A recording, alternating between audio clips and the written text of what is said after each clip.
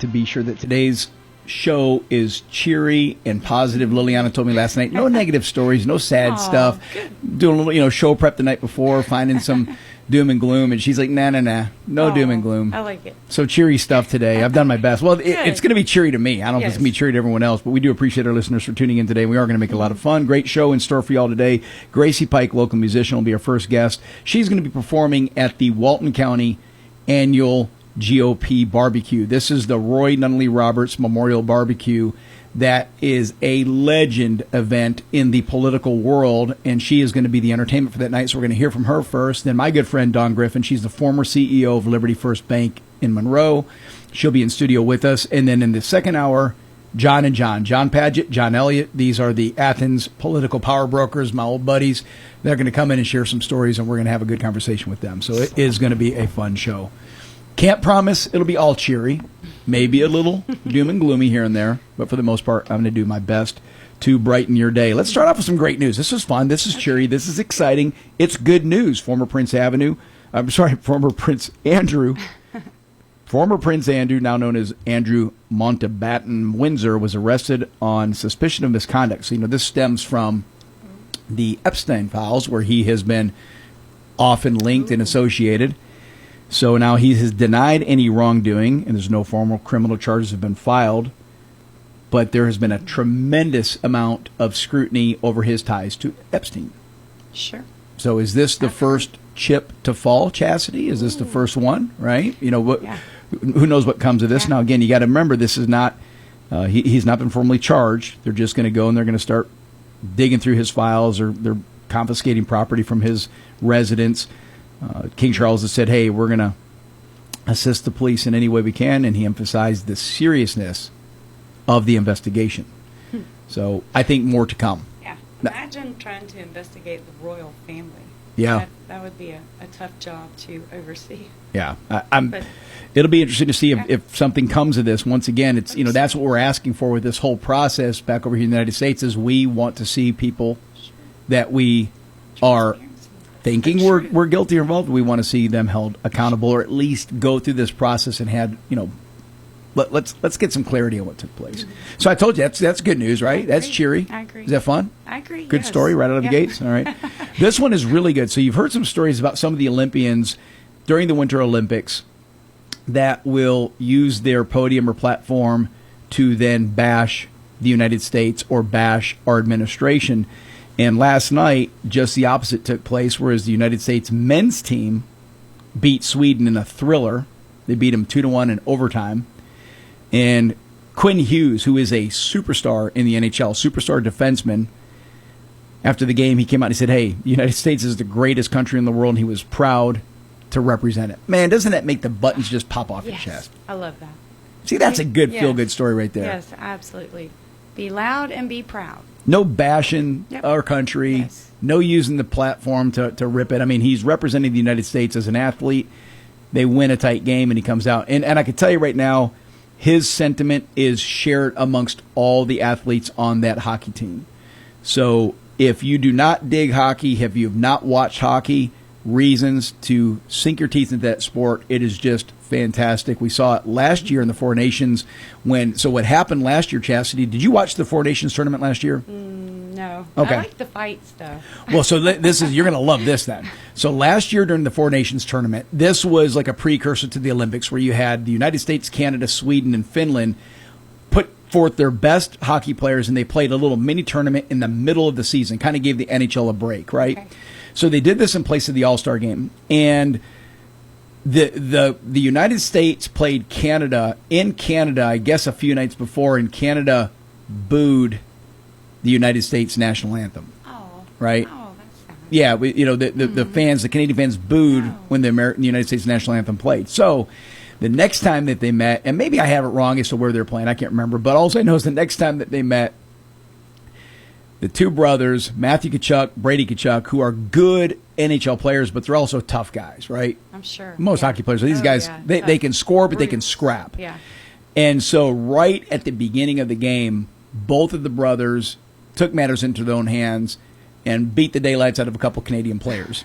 And I mean, just American pride just went through the country like nothing. And I'm telling you, it put hockey on the They get map. tough, yeah. It put hockey on the map. So thank you for the United States men's team. Absolutely. And thank you to Quinn Hughes for speaking what we know is true, and that is that the United States is the greatest country in the world. Yes, it is. Check this out. Detroit Police Chief Todd Benson, he is moving to terminate 2 officers who were doing a routine traffic stop.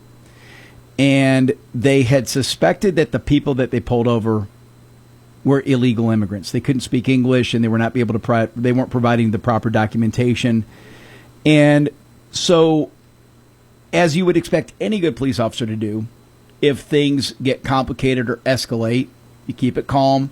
You bring in reinforcements, whether it's a drug issue, a gun issue, in this case, an immigration issue, and they called the U.S. Customs and Border Protection.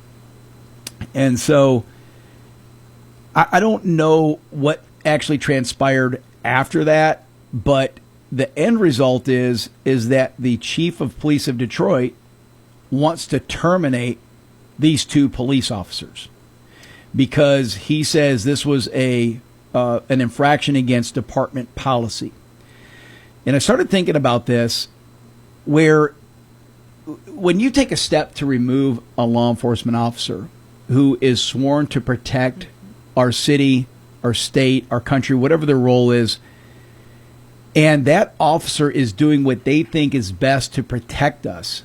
In this case, they thought it was best to call Border Patrol. It's not like the officer took out handcuffs and cuffed these guys and started beating them. It's not like the officer turned this and escalated the situation. It turned into a shooting. It's not like the officer physically abused these 2 people.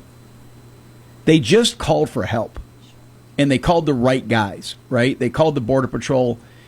Again, the story doesn't say what actually took place from this, if they were deported, if they were apprehended, what happened. All that came from this is now the Detroit chief of police wants to terminate these 2 guys. And I think that's just a crying shame, because at what point does your leadership need to demonstrate that they have your backs? That's what we get here in Georgia with our law enforcement, is that the police and the deputies know that the sheriff and the chief of police have their backs. Yes. Of course, if they do something egregiously wrong, that's different. I'm not talking about that. This isn't egregiously wrong. You broke protocol, you called the wrong guys in, whatever. That's not grounds for termination. Wow. Just stunning. They're weeding out the good ones so they can bring in the bad ones. Who knows? I don't know what. It's just politically motivated. This is, in my opinion, the chief of police. I don't know anything about this guy, but my gut is he's panicking for his job because he knows that these bigger cities are often run by radical organizations. And so he's now fearing, if I don't get rid of these guys, they might get rid of me.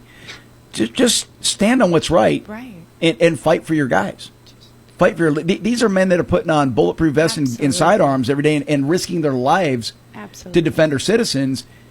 Have their back, for Pete's sake. Stand up for them. Stand up for them. Mercy. It's a shame. And the final story I've got, Chastity. This is Mom Downey, who won the election to be the mayor of New York, had promised these little free grocery stores. I don't know what he called them, but it's just a free grocery store where you can go in, and if you don't feel like paying for food, you get food for free. It's not for free because guess who pays for it? Sure. The taxpayers That's do, right. right? So, anyways, to kind of preempt him, this Polymarket organization, this is a cryptocurrency prediction market. I don't know much about Polymarket. Some of my listeners may. They did a little test drive. They did a pop-up free grocery store in the West Village. So this was offering no-cost food and essentials. And so the observers of this, it's kind of mixed results. Some of them said, hey, it's indicative because the turnout was big for this. So it's indicative of how much New Yorkers are in pain, that they need help. And look, I'm all about if there's a family who is truly struggling, truly going without, truly hungry, starving, Absolutely. Let's get them help. That's what it's for. All about that, right? But my thoughts are, what the observers said, hey, that you have people that are in pain, but they also noticed that people came out extra early. This thing ran for 5 days. They get out extra early. They showed up like in the wee hours of the morning to stand in line to see if they got a ticket. You didn't just get in. You had to get a ticket. I don't even know how you qualified for this because it didn't explain if you had to demonstrate a financial need, but you had to get a ticket, and the ticket got you into the store, and they ran out of tickets. People were there since the morning, and I started doing the math. I'm thinking, okay, let's say they're saying wee hours in the morning. So let's say you got there at 4 or 5. The store didn't open until 9, so let's takes an hour to shop. And let's say you get a couple $100 worth of groceries, so you've been there 5 or 6 hours. Would it be easier just to go get a job? I mean, if you just went and worked someplace for 5 or 6 hours, you would have the money to go to the grocery store. Right. But they make time to go wait all morning to go get free food. And again, if these are people truly struggling and they don't have the means to work and they're starving, let's help them out. But the other side of this equation is, I'm a capitalist. What if I own a grocery store 30 feet away from this? And I'm trying to make a living selling my groceries to the residents of West Village. And now you pop this thing up next to me and you're giving away the food. Right. What does that do to my business?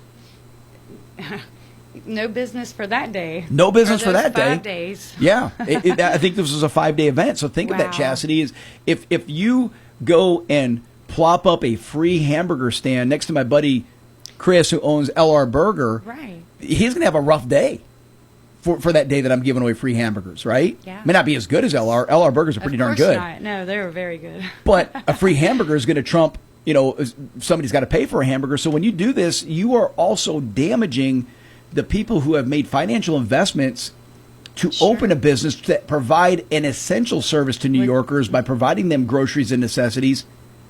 But right down the road, you're giving it away for free. This doesn't work. Legitimate businesses are having to suffer, it sounds like. They are. Mm-hmm. They've talked about this over in Africa, where we've constantly given them free food. And what they said is, over there, the people that are trying to build infrastructure are like, stop doing this, because you're killing the capitalists here that want to open markets that sell food, because you keep giving it to us for free. Right. Don't feed the animals. That's it. I mean, it's just well said, Chastity. All right, you're listening to the Marc McMain Show. Did I keep it cheery? Was that? I mean, it wasn't too bad, right? I don't know. It was a little. We'll let Liliana let us. Did I end on a gloomy note there? No, I think we ended on a halfway good note. I thought it was fun and cheery, and that's fun, cheery, and positive for me. You're listening to the Marc McMain Show. When we come back, Gracie Pike, local musician. We're gonna have a quick interview with her and hear some of her songs. Don't go anywhere.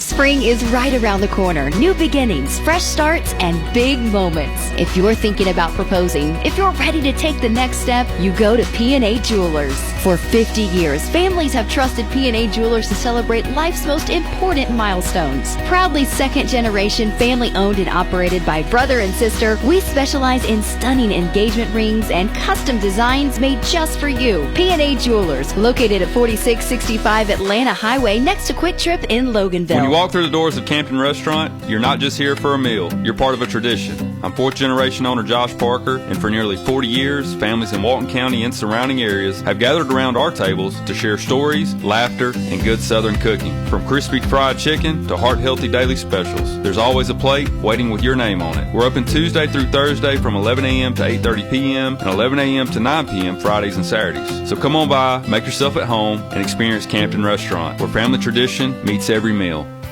Running is a sport that's embraced by many people. There's something special about the open air, being alone with your thoughts, and maybe with a competitive spirit to see if you can better your last run. But today I have a question.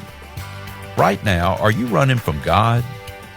Maybe you're running from a broken relationship when God is calling you to reconcile. Or you're running from a life you know isn't God's best for you. Or you're just trying to get away from heavy responsibilities. Whatever the reason, I have to tell you that it's foolish to try and run from God. Think about it. There is nowhere on the face of the earth that you can escape Him. And sadly, sometimes we have to hit rock bottom before we realize we're running the wrong way.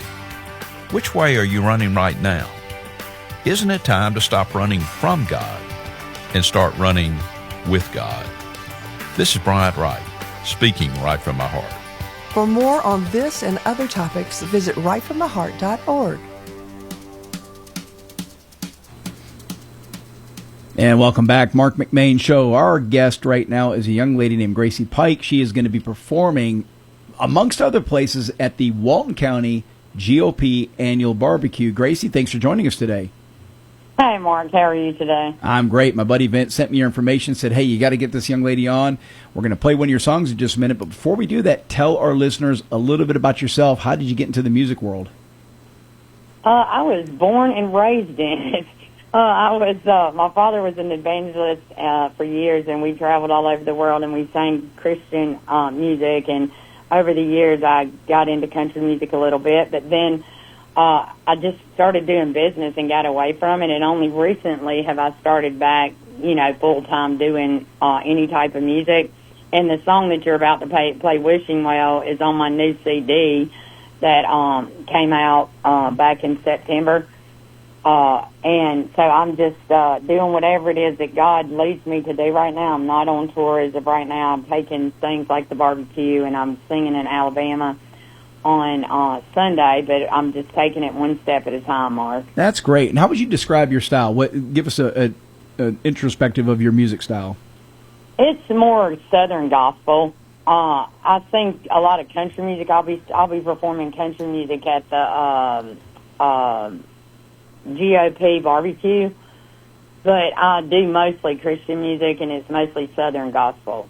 Yeah, the barbecue's a big deal. So this barbecue was started years ago by the former legendary GOP chairman Roy Roberts Sr., and he would hold this barbecue really during political season, and there would be candidates from across the state that would come here and flood the doors, and they had upwards of 500. Sometimes I've heard stories of 700-800 people come to this barbecue. Yeah. And so when he passed away about, oh good Lord, I guess it's been about 3 or 4 years now that he passed away, I actually took over as chairman of the Walton County Republican Party, and the first thing that we did, Gracie, is we brought back this barbecue. Yeah, it was a legendary event, and we named it in memory of Roy Nunley Roberts, and part of this was to have entertainment, have music. So you're going to have a good crowd. I don't know how many they're expecting this year, but you're going to have a good crowd. Yeah, they'll have maybe 2, 3, sometimes north of 300 people at the event. So I think you'll have a nice captive audience hearing your music. Gracie, I'm excited about it. Oh yeah, and folks are too. This is we're coming into busy political season. It's primary season, so you're going to find a lot of people are active and interested. When you are, when you decide to go back and start touring, what events do you normally do? Is it like festivals? Are you performing at churches, or where's your normal audience?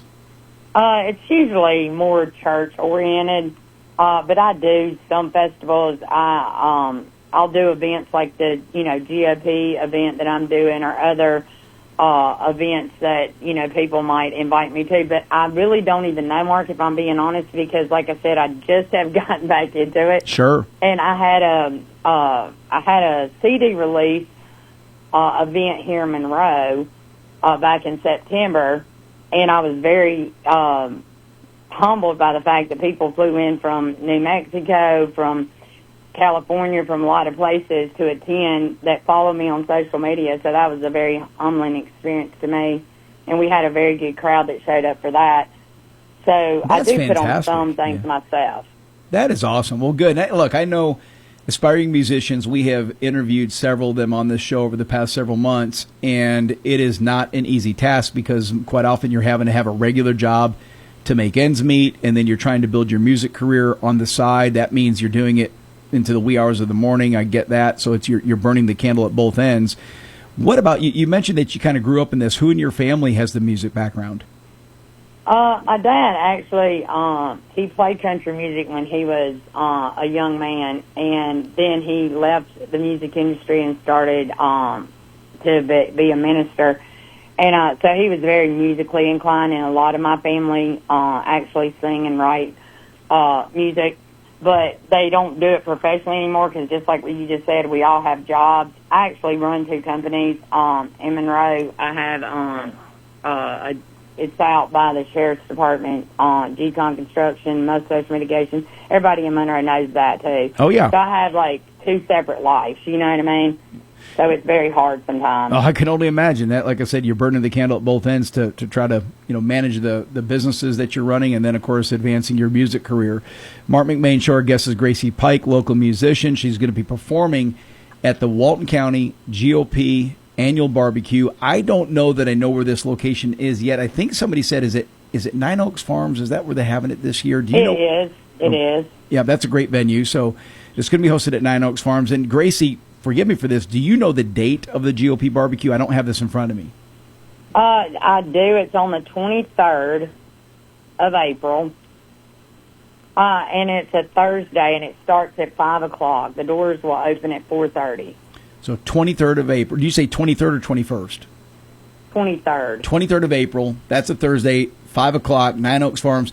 If you want to learn more about this event, go to the Walton County GOP website. It's waltoncountygop.com.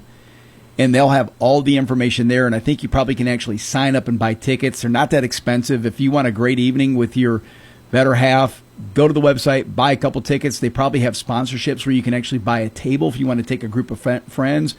All the money that's raised through this goes to advancing conservative policies. Oh, I've got Chastity. Thank you for doing this. If this is the Walton County GOP Spring Barbecue, this is going to be at 9 Oaks Farms. That's off Monroe. I say it's 2425 Highway 83. That's just right down the road from here, Chastity. We can walk to it from Yeah, here. it is. It's the warehouse at 9 Oaks Farms, and it's not far from y'all at all. General admission is $40 per person. You can get a table of 8 for $500. It's money well spent. There's sponsorship opportunities available. If you have a company and you want to buy a sponsorship package, they range from $1,000 to $2,000, and you get a little bit more bells and whistles with the sponsorships. But it's going to be good food, good entertainment. Gracie Pike's going to be performing there, and it'll be an evening worth dedicating your time to. I promise you, folks, I've done it several times. I'll be there, at matter of fact, and you're going to want to be there and be a part of this. Gracie, tell us a little bit about the song that we're going to play. This is Wishing Well. Tell us about the inspiration of this song. I tell you what, Mark, I was riding down the road, actually, and I was just praying, and I was asking God. I said, God, sometimes I feel like that as Christians, we kind of treat you like a wishing well. We forget about him until we need something. Mm-hmm. And then we don't really have a relationship with him. We just, go to him when we're in need. And I was riding down the road, and I was just praying, and I was like, God, I really don't want to be that person. I want to actually have a relationship with you. And all of a sudden I said, in this prayer, I said, God, I don't want to treat you like a wishing well. And that's usually how, I write songs.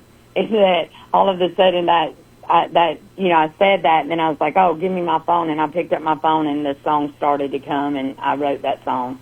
It's a great story. And you're right. Yeah, that we're all guilty of that sometimes we don't hit our knees until something big happens, and we need to hit our knees way more often than that. This is going to be a lot of fun. Gracie, I appreciate you joining us tonight. I look forward to seeing you at the Walton County GOP Barbecue April 23rd, and I appreciate you taking a minute to visit with us today. I appreciate it, Mark, and I look forward to meeting you. Absolutely. This is the Marc McMain Show. The song you're about to hear is from Gracie Pike. The name of the song is Wishing Well. Enjoy this. Don't treat God like a wishing well, like you flip a coin, make a wishing bell. No matter what you need, you have to hit your knees.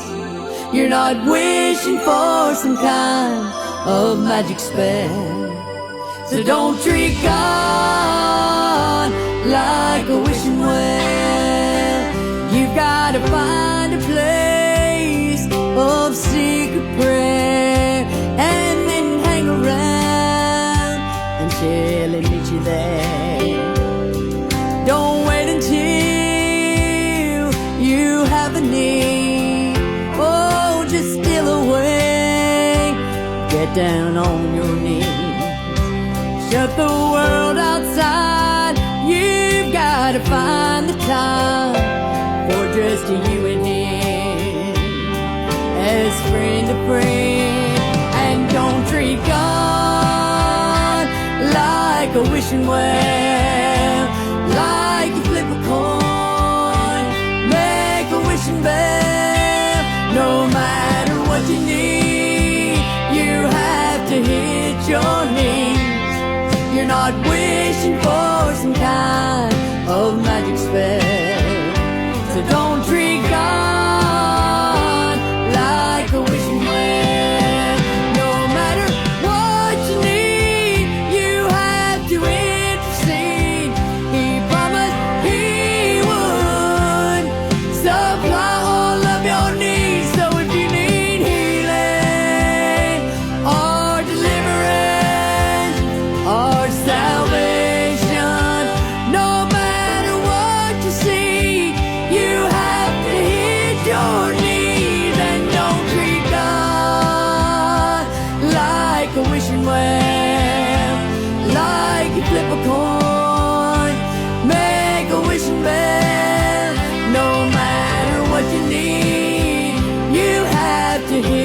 your need. You're not wishing for some kind of magic spell. So don't treat God like a wishing well. No matter what you need, you've got to hit your knees. And don't treat God, oh, don't treat God like a wishing well.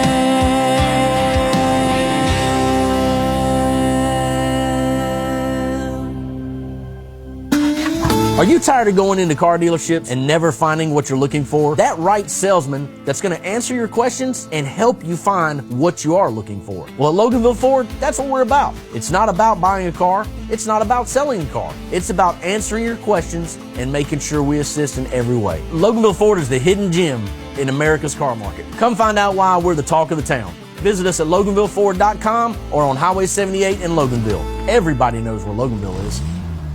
Serving Loganville and the surrounding area for over 25 years, it's the Main Street Barbershop, 305 Main Street next to Braxton's Auction in downtown Loganville, offering old-fashioned service and modern-day styles. Appointments available and walk-ins welcome. Open Tuesday through Saturday with a friendly staff and atmosphere. That's Main Street Barbershop in downtown Loganville. Call 770-554-3300 or go to mainstreetbarberloganville.com to learn more. Are you looking for new tires? Well, look no further than Madison Car Care. They have the largest selection and you'll always get the best price. They also handle a wide range of auto repairs, from the small things like oil changes and wiper blades to the big things like suspension, parts, and radiators. They offer all kinds of accessories, from toolboxes to bed covers, side steps, and they even install those awesome ranch hand bush guards. Give them a call at 706-342-4774 or stop by at 1040 Confederate Road in Madison. Cassie Enterprises invites you to stop in and see their new line of Coyote brand tractors, UTVs, and Bad Boy zero-turn mowers. Coyote tractors have the power to handle any job. Working on the farm, landscape business, and more, Coyote tractors are dependable and ready to work for you. Sales, service, parts, and more. It's all available at Cassie Enterprises. Family owned and operated. 145 Highway 83 in Good Hope. Go to CassieTractor.com.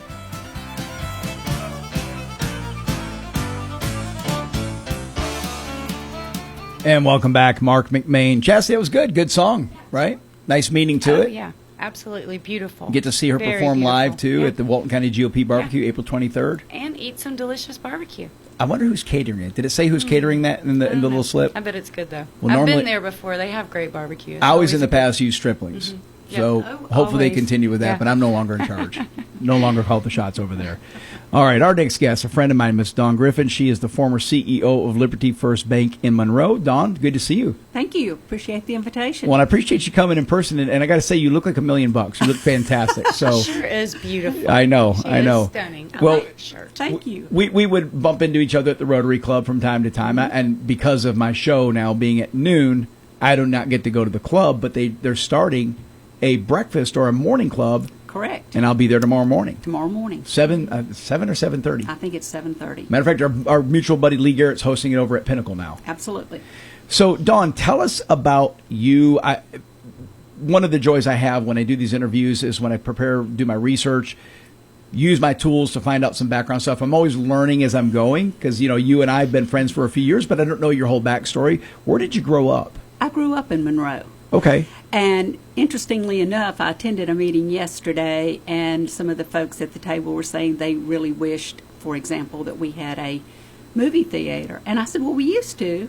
I didn't know that. And they were quite shocked. So I did grow up, and let me spend just a few minutes talking Sure. a little bit about growing up Yes, here. ma'am. I actually was born in Americus in South Georgia, but my dad was on an assignment with General Telephone down in that area at the time. Met my mother, who was a nurse in Macon, and shortly after I was born, they moved to Monroe. Okay. And I have very, very fond memories of the Monroe that I grew up in, which is pretty significantly different than what Sure. we have, Oh, yeah. right now. I went to kindergarten in what is now known as the Nile Rec Center That it was at the time too. It was a gathering place for all the youth in town. We had a public swimming pool out there. Really? A lot of people did not know that out there. And some of the things that we all rode bikes back then. You know, it was just anywhere and everywhere. And I can remember on a Saturday, my dad would often give my sister and I enough money to go to the Troy Theater for whatever was playing that day, and enough money to buy a Coke and a bag of popcorn. And we would stay there all day. There might be 20 to 30 bicycles piled up. That was the go-to place. That was the go-to place. But we also had a roller skating rink. And not very many people remember or know that we had a roller skating I did not know rink. that either. I'm learning as I go. It was quite Now, awesome. what was the location of the Troy Theater? Where would that have been? If you know where the on Broad Street, where there's a hair braiding place now, Anna's, right next to Malcolm and Malcolm, it was in that location. Really? So, what do you remember? Like how many people it would seat? No, not specifically. I'm sure I mean, it couldn't have been too big. Well, it wasn't too small either, though. Wow. I can tell you that. It, you know, we had an upper level and a lower level, but I don't know the. And they had concessions and the whole nine yards. The whole 9 yards. And the Monroe Museum, which I would encourage any of you who have not been, please take a minute to go explore the Monroe Museum. They have all of this. They've got pictures, they've got people they can identify that are in there and all of that. But we actually had an earlier theater in Monroe, but it was a performance-based back in the 1930s and into the 1940s. So it was actually the second theater that Monroe had. Just fascinating. Yeah, didn't know that. But another really, you know, we didn't have, Monroe was not highly developed at that point in time, and we didn't necessarily have dance studios and music studios and gymnastics and all of the other activities that are available to kids now. Pilates. None of that. We're high tech now. Yeah, we are high tech. But one of the things that was especially meaningful was we had a lady in town, Miss Nail Mashburn, and she offered classes on what she called, speech. She called it speech classes, and they were after school. But not only was it learning about poetry and deportment and etiquette and things like that, we had assignments. It was quite the thing to do. She had quite an active business there. But one of my fondest memories of Miss Mashburn and the time was that's where I was at when John F. Kennedy was assassinated. So you remember the moment and place? I do. Yeah. And she called it, to everyone's attention. And we stopped what we were doing and went into her living room on this very small TV and watched the coverage. Wow. So I'll never forget where I was on that. November 22nd, 1963. But there are other things that just sweet things about the town, the parade, all of those sorts of activities. What would have been the big parade? Was it a Christmas parade still back then? Was that the big one? That was the big one, was the Christmas parade back then.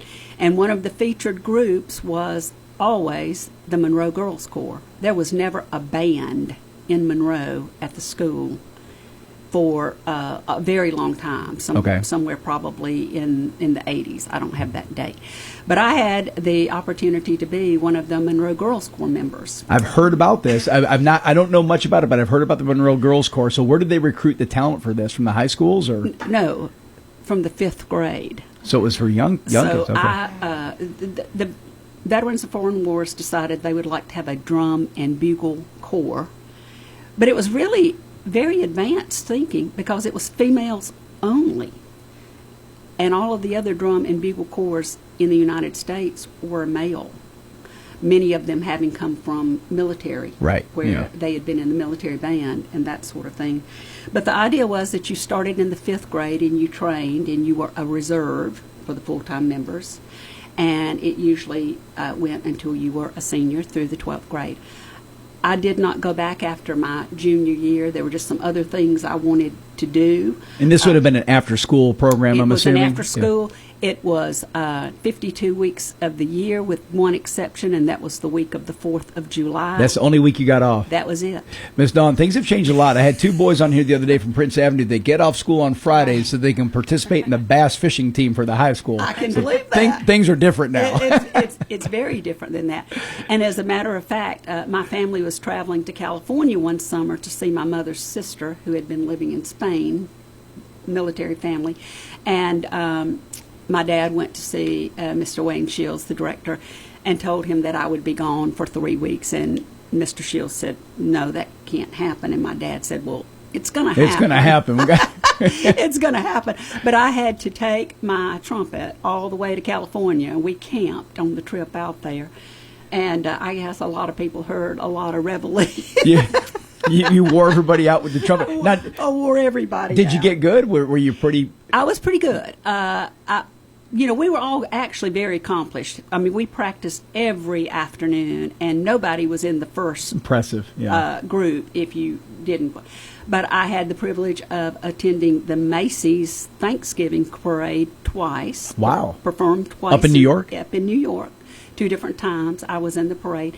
But perhaps an even bigger opportunity was the Monroe Girls Corps was invited to perform in Carnegie Hall, and I was one of the performers in Carnegie Hall as well. I don't play the horn anymore. Those days are done. Those days are done. But I certainly, it was a highlight. Monroe was just a unique town. Always caring.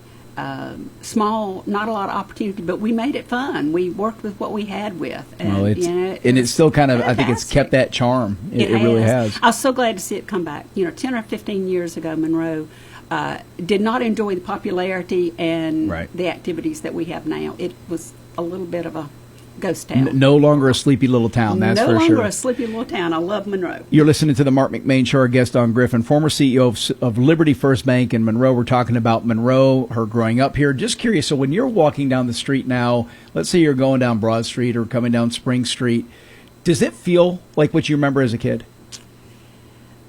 No. I mean, the architecture's changed a little bit, but for the most part, a lot of these buildings are still there. Yeah. Well, what's so interesting is, everybody knew everybody. I don't remember what our population would have been at that time. But everybody knew everybody. And it was not, if you were doing something you weren't supposed to be doing, Miss Martin over at the store was going to call your mother and say, just wanted to let you know, I saw Dawn downtown and she was doing whatever. True story now. I'm not kidding you. Once upon a time, my sister, right after she started driving, she took a corner a little too fast, and one of the gentlemen in town felt it was important to call our dad. She gave him a little brush back. and let him know. And so that's what Monroe looked like at that time. Now, I did leave in 1970 after graduating from high school in 1970, and I didn't come back for 30 years. Wow. I did not come back. Now, where did you go? Atlanta and Athens. Okay. Primarily. Short, brief stint at Fort Campbell and Fort Bragg. And then when the Army was letting go a lot of the Vietnam-era soldiers, my husband was one of those who was given an early out. And we went to Mobile, Alabama, which is where his brother lived, had a job for him in the shipyards in Pascagoula, Mississippi. Yeah. So we enjoyed spending some time in the New Orleans, Mobile, lower part of Mississippi area. Well, you mentioned that you come from a family of military service, and if you just want to touch on that for a second. Well, I do. My husband, my son, my father, and my grandfather all served in the military, along with some other aunts and uncles and relations. But it was very. I'm very proud of their military service, all of them. It's not something that everybody needs to do, but everybody needs to respect the sacrifices. Amen to that. Yeah. To that military families have to deal with, and it's tough. Well, and I appreciate their service to our country, and I know your husband. He passed early, battled cancer from Agent Orange. Correct. And so many Vietnam veterans. I've had many on this show that have lost friends from that, but just the way they were received when they came home. It was awful. It was a tragedy. I can tell you, it was absolutely. Did you remember that? Were you all married at that time? We were. Yeah. I'm so sorry. That's tough. It was. Well, actually, that's not correct. We weren't married at that point. We were engaged at that point in time.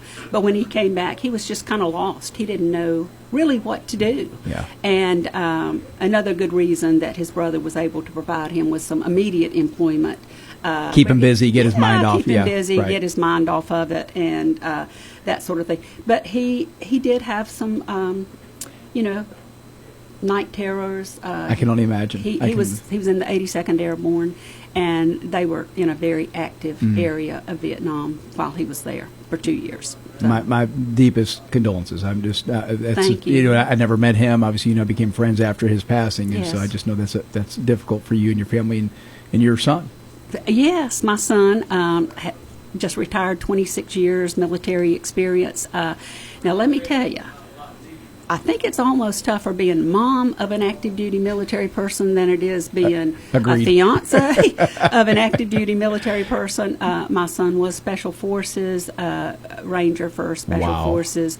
Like I said, went on to retire from the Pentagon just about 18 months. Very decorated, so impressive. Yes, he is. He had a fabulous career, and I'm super excited for, what he was able to accomplish. And, he makes me America proud. And I was going to say, he probably kept you on your knees praying a lot at night. So that's He did. It was those times when he would call and tell me, though, that the damn cat was missing, which was our code for I'm fixing to leave the base camp for a while, and I shouldn't expect to hear from him. That was... It let me know he was gone, but extra worry accompanied those kinds of messages. Oh my goodness! I bet. This is just fascinating. And let me ask you this: at what point? Because when I was doing my research, I know you're talking about when your husband had his job, and then maybe you were struggling to find work, and then you found a job, kind of inadvertently in the financial industry, in the banking industry. Absolutely, never intended to be a banker. When we moved to Mobile is a very close-knit, protective community. And while my schooling at that point had been around fashion and decor. Mobile, not the epicenter for fashion and decor, I can assume?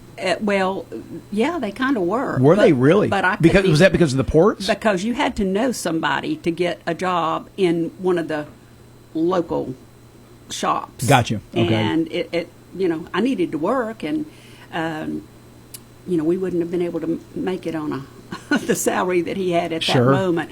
But anyway, one of the jobs that was open was with Guarantee Savings and Loan. And I really didn't even know what I was applying for. But I went out there as a teller first, and then very quickly I got moved back into the bookkeeping area. And everything was done manually then, 10-key, calculator, the whole works. I've got one in my office as a artifact, as a relic. But I enjoyed that time, and I genuinely hated it when we decided it was time to come back to Georgia. Ken had decided what he wanted to do post-service, and he was going to school in Atlanta, and so we came back, and I applied at the C&S Bank, and actually ended up spending 35 years with C&S Bank. Wow. Mostly in Atlanta and then in Athens for about 16 of those years I was in Athens, but also served throughout from Hartwell. I managed branches from Hartwell to Dublin during that time frame in the job that I had there. So, I became a banker stumbled across it. By accident, and it turned out to be a good fit. You found your groove. You're listening to the Marc McMain Show. Our guest, Dawn Griffin, former CEO of Liberty First Bank of Monroe. We're going to find out how she came to that position right after this.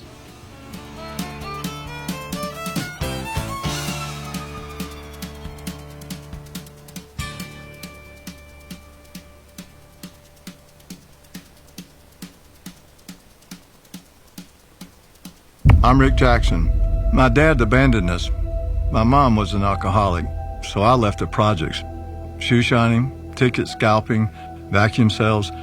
I found purpose in work and built a $3 billion business.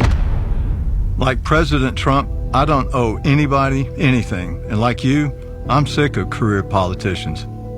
I'm running for governor to lead America in criminal deportations, to cut income taxes in half, freeze our insane property taxes, reform the system so that anyone who can work will work, and not just sit around binge watching Netflix and eating Cheetos. I'll let law enforcement do their job. And if you're caught helping a child change their sex, you're going to jail. I'm Rick Jackson, and I'll get these done. Paid for by Jackson for Governor, Inc. Are you looking for custom t-shirts, golf shirts, or uniforms for yourself or work? What about a family reunion, a fundraiser, or sports team? Whatever you're looking for, Chris and Debbie at Blue Hound in Monroe can help you. Real Country uses Blue Hound for our golf shirts and t-shirts. They do quality work and they're great folks. Blue Hound is located at 111 East Washington Street in Monroe. Go by and see what they can do for you or call 404-307-3664. That's 404-307-3664. Tell them April sent you. Since 1979, the Tim Stewart Funeral Home family has been caring for families in their time of need. The Tim Stewart family pledges to honor your loved one with excellence in service, compassion, and will guide you in making the right decisions. To learn more about the Tim Stewart Funeral Home family, stop in at one of their 3 locations in Monroe, Loganville, and Lawrenceville. Call 770-267-2594 or go to stewartfh.com. And welcome back. Marc McMain, our guest, Don Griffin, former CEO of Liberty First Bank in Monroe. Don, I had the pleasure of being invited to your retirement party when you're retiring from Liberty First. That was probably right about the time it was maybe acquired by Pinnacle. Does that sound about right? That's correct. Yeah. And so I had the pleasure of going to that. And if you want to know how somebody is respected and appreciated, attend the retirement party and see who's there and how they celebrate you. You were you could tell the incredible impact you made in that organization, and you smashed some glass ceilings by doing what you did. To walk us through that. Okay, thank you. Well, as I said, when I came back from Mobile and looked for a job in Atlanta, I did apply at CNS Bank and was hired as a teller there at the North Avenue building. If you're old enough to remember the round building that's now been torn down, but it looked like a silo in the middle of downtown, that's where I worked. Within about 6 months of being hired as a teller there, the training department, which was at 35 Mitchell Street downtown, they came out to visit me, and I had no idea what it was all about, but they wanted to invite me to come and start training all of the new tellers that were hired by CNS Bank. So I did that for about a year, and at the same time, because we didn't have classes going all the time, I started writing training manuals for them and that sort of thing. Probably about, I'd have to check my dates, but probably about 3 years into that, Ken was situated in school, and we were living out in Marietta at that particular time, and I started writing other types of manuals for the bank, and sort of on a... So that's kind of your wheelhouse then, where you're able to take what your systems that you had and putting it down on paper so it can be replicated. That's right. Yeah.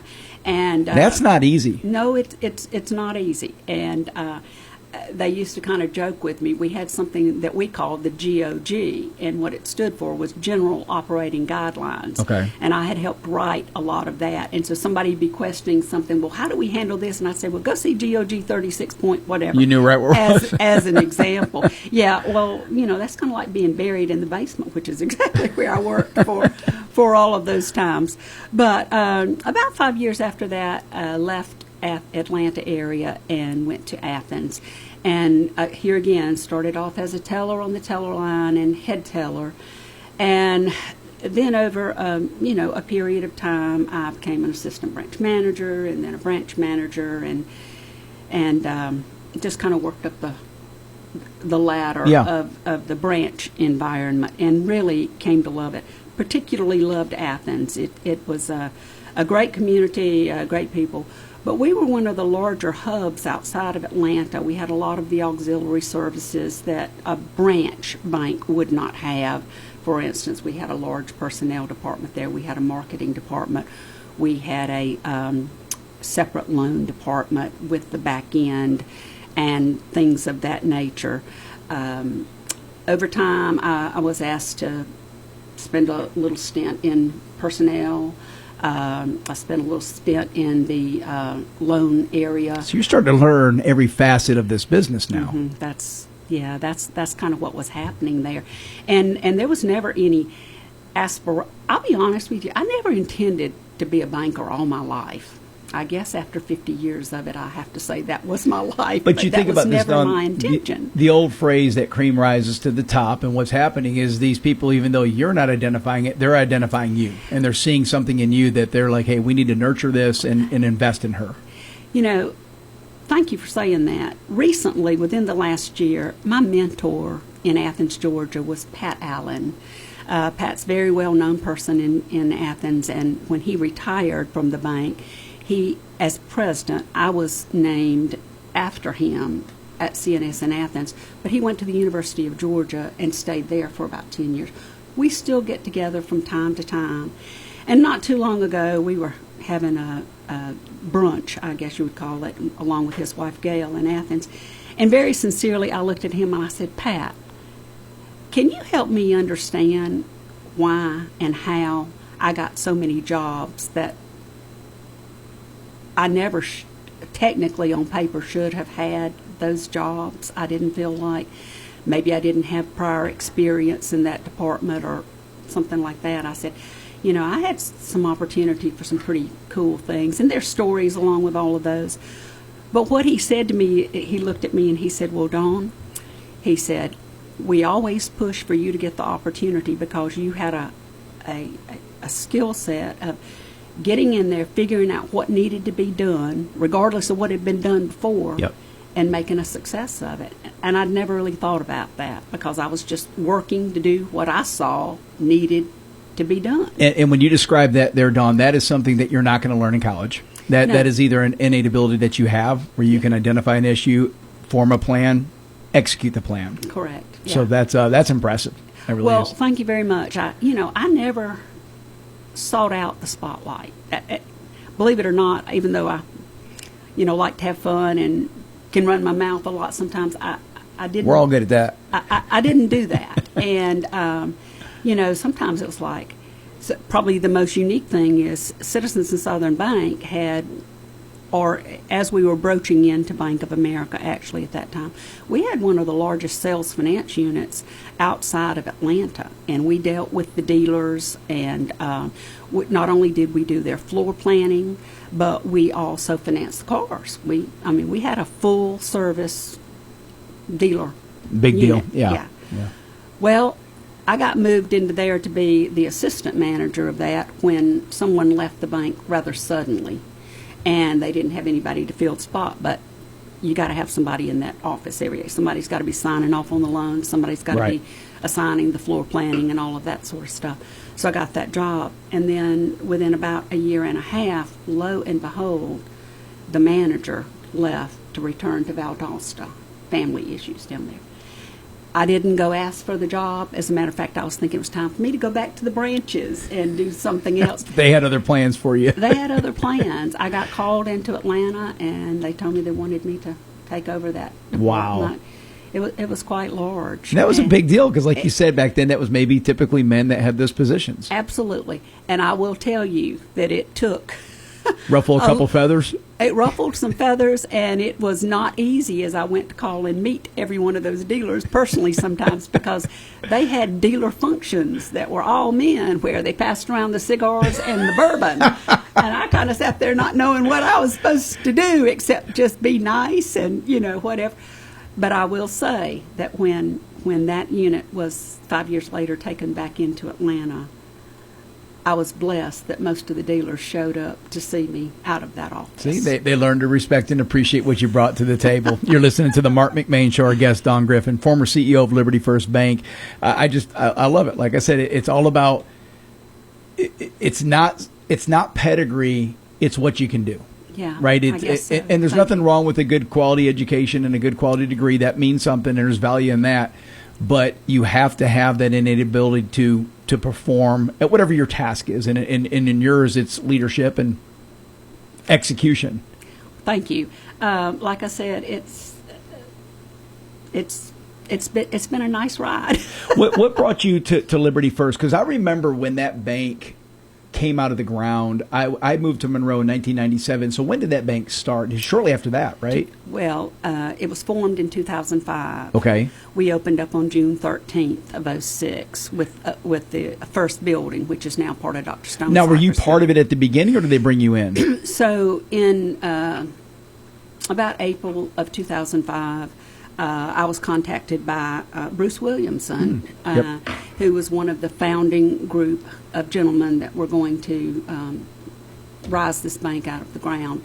And we had a lot of conversations. I didn't think it was the right time for me to leave Bank of America and do something else.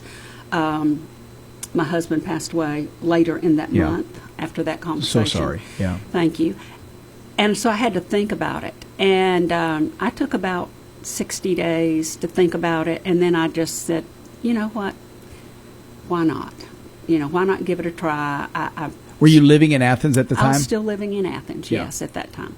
So I met with the group quite a few times, and the day came that they actually offered me the job. And I told them I wasn't completely sure that there were parts of a bank that I had not had any experience with, what I call the wholesale side of the bank, where you invest the money and things like that. Sure, yeah. I had not yet had it. So what I asked them to do, I said, let's go to the state banking department and let's meet with some of the regulators and let's talk through this, because what I don't want you to do is hire me and then me not be able to be approved as the president, because they do have control over that when you're what's called a de novo bank, and we would be a de novo for the first 6 years. So, well, actually 3 initially, and then it got extended to 6, and then, during that downturn in the economic time. In 2008. But we went to the state banking department, and I sat in a room with 3 regulators, and I believe I had 3 of the investors, what would become the board of our bank, up there with me, and it was just firing questions. All morning, we took a little lunch break. Ms. Griffin, how would you handle this? What do you think? They're trying to catch you. Well, all I know is they excused me about 2:30 in the afternoon, and I went out of the room for about 30 minutes, and I came back, and the lead regulator had talked with the group, and they said, congratulations, gentlemen, you have a viable and approvable candidate. That is great. What a great story. So I rode home knowing that I would be approved. You had the job. I had the job, and then the work really began. Because not only was the investor group building a temporary bank, they were going to build the building that you see out there now. Yeah. And I was left with the task of hiring the team and putting it together, and then purchasing an operating system and writing the manuals for how it would work. It was a very the work begins. The work begins, and at that time we had an office on the 2nd floor of the Malcolm building, and that's where we did that initial work. And think about that bank opening when it did, going through 2008. Not a lot of banks survived 2008 to 2012. Right? They did not. And so for you guys to survive that is a testament in itself. What year was it that you retired then? I retired in 21. Wow. Okay. Yeah. So that's 5 years ago already. Yeah. I'm coming up on 5 years. Yeah. But you had a long tenure there. 15 years. Think of that. What a great story. Just love it. In the few minutes that we have remaining, just a couple more quick questions for you. Are the small banks like the Legacies, the Liberties, these banks that come out of the ground, is that going to be a thing of the past, or is there still a pathway for these banks to emerge as a one-off and a mom and pop, if you call it? Well, I really want to think that there is still a pathway for them, but I think they've got to be very specialized, and by that I mean, you've really got to put your customer first. Sometimes when you are with a larger bank, there's no flexibility with the bank staff. Right. If this is what the guideline says the interest rate is, this is what it is. If this situation calls for extra fees being paid for research or something like that, you've got to do it. But I think there's a place for them. But I will tell you, it's like everything else. The cost of running a independent bank, you still got to have the operating system. Sure. You still got to have all the other resources. You got to have the big stuff all the big guys have. That's correct. But you're not dispersing it over 30 branches. That's correct. So I think it's harder. You have not heard of very many banks being born. And we're in a time now of just massive acquisition. Matter of fact, I have to call Lee Garrett once a week to find out what's going on because everybody's acquiring everybody and names are changing. And Absolutely. And, there was a prediction about 15 years ago that would happen, that we would see only the largest of the large banks at some point in time. It's gone a little slower than what we had heard and what we had anticipated, but I'm not sure that won't happen eventually. It's just very, very expensive to run an independent bank. It is. Hard to get your profit margin where you want it to be, hard to get your capital up when you've got these uncontrollable expenses. Dawn, I greatly appreciate you coming in today. This was fun. I learned a lot. You're a surprise on all the different things that you had. I thought I knew some about you, but I only knew the tip of the iceberg. But I want to give you the last 20, 30 seconds to just anything else that you want to mention or comment on that I may have left out. But I do appreciate you coming in. Thank you very much. Well, thank goodness for my opportunities to volunteer because, as you can imagine, when you walk away from a job like that and then, you don't have any reason to get up the next couple of weeks, months, or as much as a year. It's relearning who you are. Right. But I had always donated a lot of time. American Cancer Auxiliary over in Athens. I was a 20-year member of that before coming to Athens, and still find that to be something I'm completely passionate about. As soon as we got to Monroe, mainly because I had been in the Girls Corps and we were starting the bank, a group approached me about having our bank be involved in the museum. I will never regret that decision. It was the right decision. And I have spent the last 15 years with volunteer basis for the museum.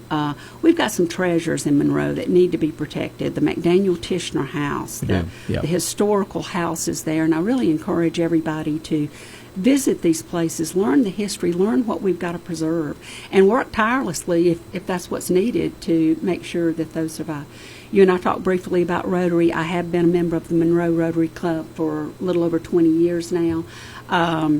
Rotary is a great organization. It really is. We went through some challenges, as did most of the others, with COVID in 2020, not being able to meet. Getting back to the regular circumstances has been just a bit tough, but it's something everybody should think about if you have a heart for service. It's a great way to give back. Do have a heart for service. Well, we're blessed. We're happy to have you back here in Monroe, and this was a lot of fun. You did great, great stories. I appreciate you taking this time. Thank you. Well, I could have taken a whole lot more because I got some doozies to tell. Well, we're gonna prepare for round 2. We'll have you back. This is a lot of fun. Thank you. Appreciate the invitation very much. Yes, ma'am. Thank great you job. So much. Marc Bye. McMain Show. When we come back, John Padgett, John Elliott in house. Stick around. We will have a ton of fun.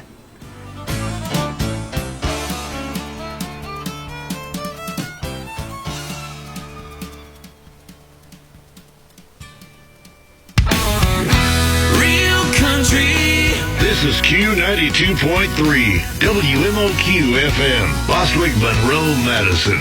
Your home for real country. Double D Plumbing is a local, owned, licensed, and insured plumbing company in Loganville. You can reach Double D Plumbing at 770-466-8370. They have the ability to take on any plumbing job regardless of size or difficulty with experience in all phases of plumbing, including commercial and residential, tankless heaters, sewer cameras, and drain cleaning. Call Craig Shepard at 770-466-8370 or visit them on the web at ddplumbinggeorgia.com. You're going to like the way they flow. If you're looking for a caring dental office that can handle all of your dental needs, look no further. Georgia Dental Studio provides routine and emergency exams. Whether your smile needs a gentle exam, a full mouth restoration, or anything in between, they promise to provide you with exceptional care. They do extractions, root canals, crowns, implants, IV sedation, veneers, and much more. Call 770-464-3626. Georgia Dental Studio, 150 Main Street in Jersey, just a short drive from Monroe, Social Circle, Covington, Bogart, and Oxford. Make sure your diesel is ready for every season by stopping in at Leadfoot Diesel. Their technicians have many years of combined experience to keep your Cummins, Power Stroke, and Duramax running the way it should. Plus, they can improve fuel mileage, perform upgrades, AC repair, and they offer tires, wheels, lift kits, and more. Diesel owners from all over the country trust Leadfoot Diesel, 320 Mayfield Drive in Monroe. Stop in or go to leadfootdiesel.com. You ever roll out of bed and feel like you lost a fight with a tractor? If your back's barking, your neck's complaining, and your knees pop louder than a box of cereal, it might be time for the Joint Chiropractic. There are no appointments, no insurance mess, and no sitting around all day. You just walk in, get adjusted, and head back out feeling human again. Now serving Covington and Monroe, whether you've been hauling, hunting, working, or just sleeping funny, the Joint Chiropractic keeps you moving smooth and feeling right. The Joint Chiropractic, because snap, crackle, and pop belong in your cereal and not your spine. Need a little pick-me-up? We've got just the thing. From Motown magic to British invasion brilliance, from classic country gold to rock and roll that raised a gentleman. We play the songs that make you smile, sing along, and remember when life moved just a little slower. Feel good again with the 50s, 60s, 70s, and early 80s on Good Time Oldies FM 102.5 WKUN, where every song is a memory waiting to happen. Are you looking for custom t-shirts, golf shirts, or uniforms for yourself or work? What about a family reunion, a fundraiser, or sports team? Whatever you're looking for, Chris and Debbie at Blue Hound in Monroe can help you. Real Country uses Blue Hound for our golf shirts and t-shirts. They do quality work and they're great folks. Blue Hound is located at 111 East Washington Street in Monroe. Go by and see what they can do for you or call 404-307-3664. That's 404-307-3664. Tell them April sent you. Since 1979, the Tim Stewart Funeral Home family has been caring for families in their time of need. The Tim Stewart family pledges to honor your loved one with excellence in service, compassion, and will guide you in making the right decisions. To learn more about the Tim Stewart Funeral Home family, stop in at one of their 3 locations in Monroe, Loganville, and Lawrenceville. Call 770-267-2594 or go to stewardfh.com.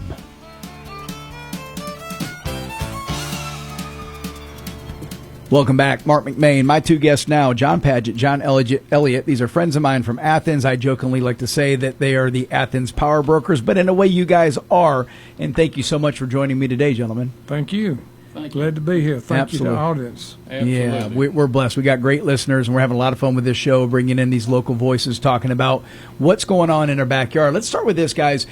A few years ago, I was at the 10th District Convention, and John, you were given an award by that convention, and part of your speech was you referenced your good buddy, John Elliott, a man that you have breakfast with almost every day of the week, and just an incredible friendship. How did you guys meet? How did y'all become buddies? Through politics. Yeah. I think the Republican Party had a chairman that bailed out in the middle of a campaign, and we just happened to be going to the same political meetings. And so that's sort of how we got started, and we've been friends ever since. We have breakfast together 7 mornings a week. Is it always at the same place? No. It's 6 days a week at Strickland's and 1 day a week at Cracker Barrel. Well, I can tell you right now, the Strickland's crowd is tough. When you go have breakfast there, if you're going to sit at the table with you guys, you better have your ducks in a row. You better be ready for action. Yeah, you better have your flak jacket on. The questions come fast and they come hard.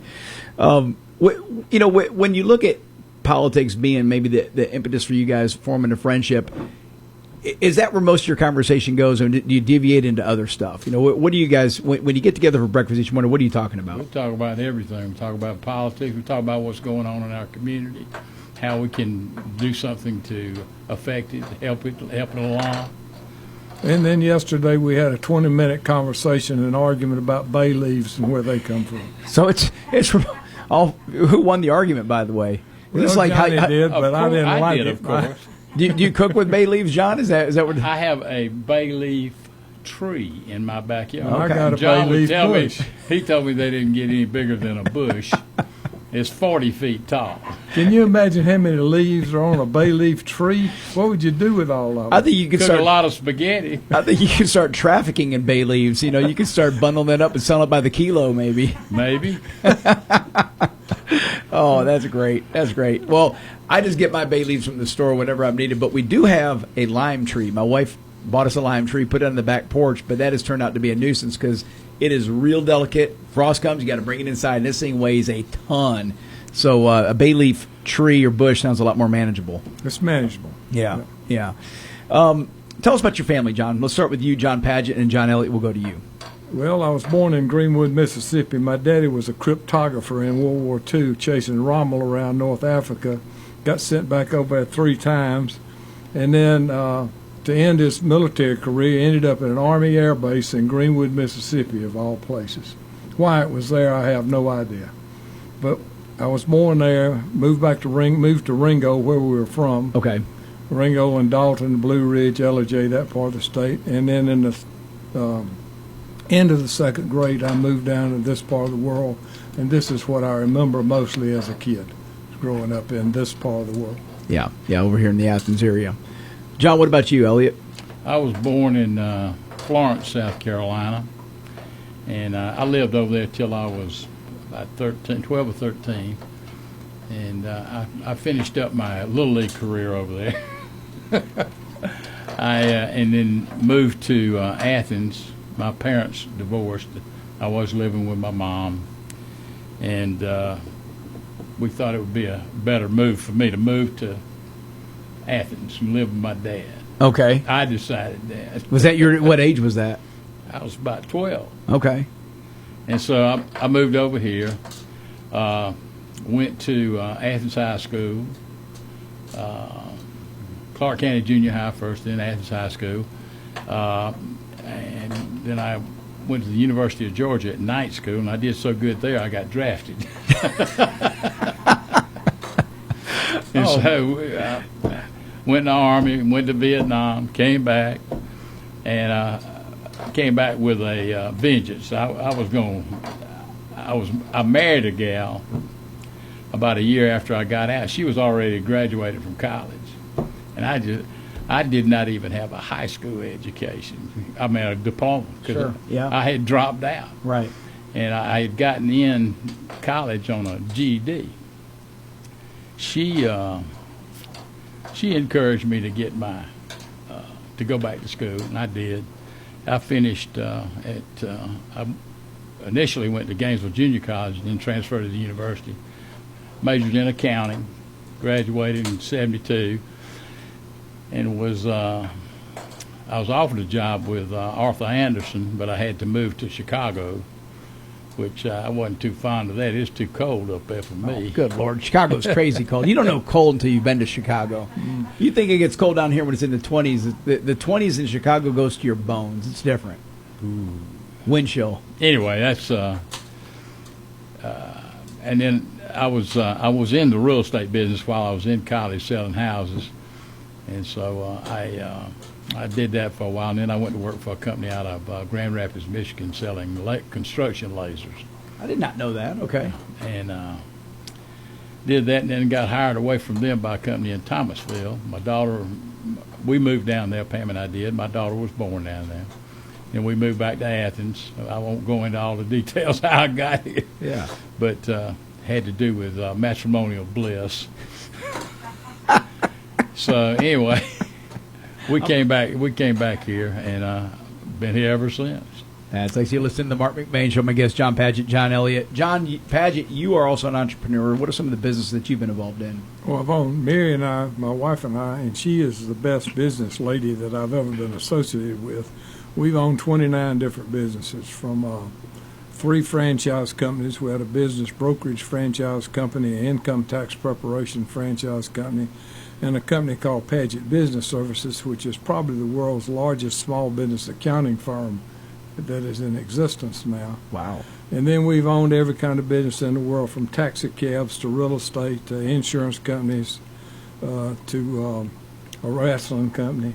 You told me about the last time. Now, is the wrestling company, is that still going? Is that No, it's no not. more productions? I had my own ring. I had my own belt. I was the ring announcer.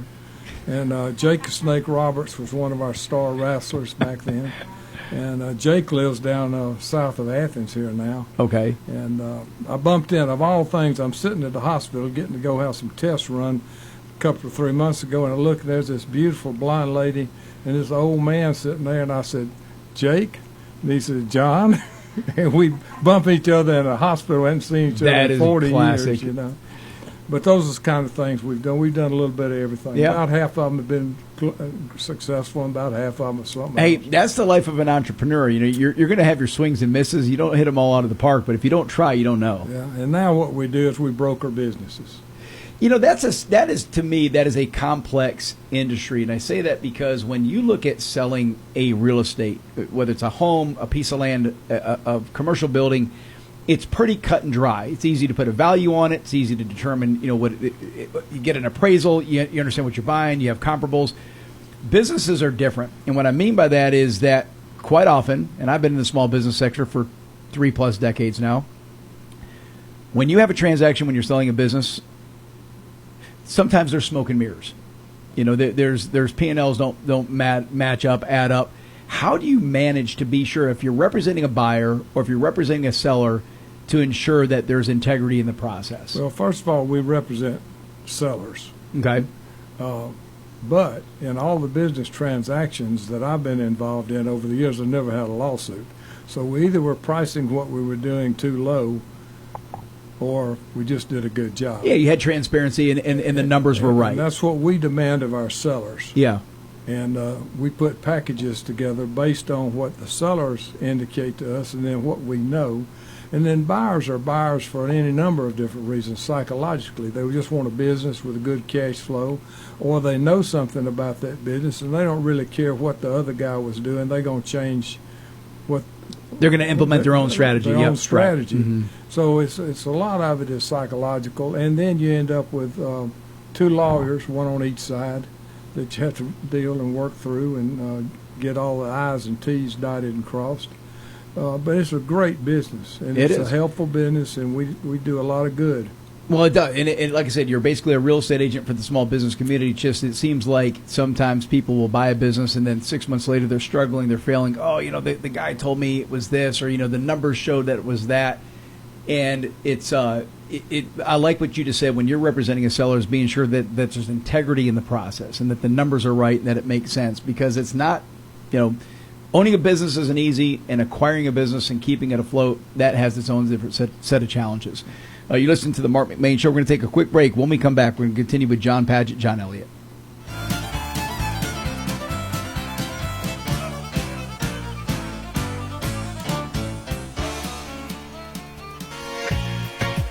Dreaming of the perfect backyard this summer? Hi, I'm Jason with Rosewood Luxury Pools. We design, build custom in-ground pools with timeless design and lasting quality. As a licensed general contractor, we handle every detail from concept to completion, so you can just relax and enjoy the process. Summer's right around the corner. Let's get ready for your pool party.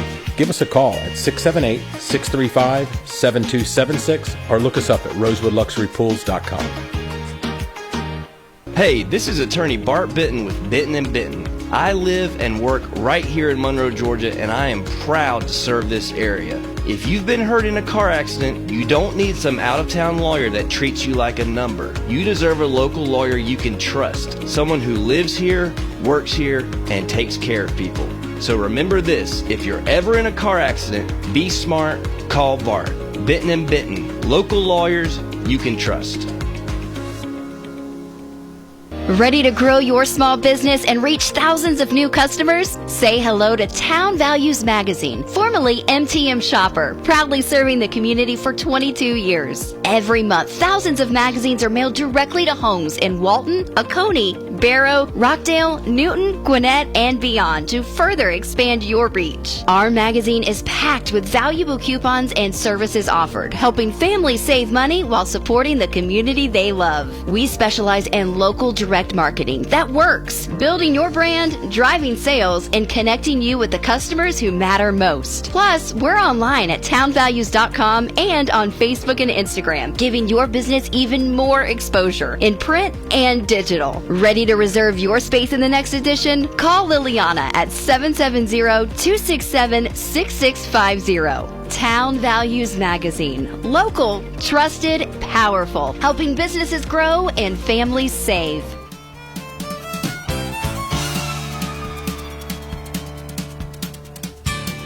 Welcome back. Marc McMain, my guest, John Padgett, John Elliott. So in the break, I told you guys a little quick story about some of my martial arts background, business history, and it refreshed my memory. John Elliott, you, my sir, are a black belt. Yeah, third degree. All right. Tell us about your what got you into martial arts, and tell us about the school you're going to. Well, I was, and still am, owner of a bail bond company. And you just get to test your mettle sometime in there. And when I first started, I saw, I didn't quite measure up. I didn't think, anyway. So I decided I would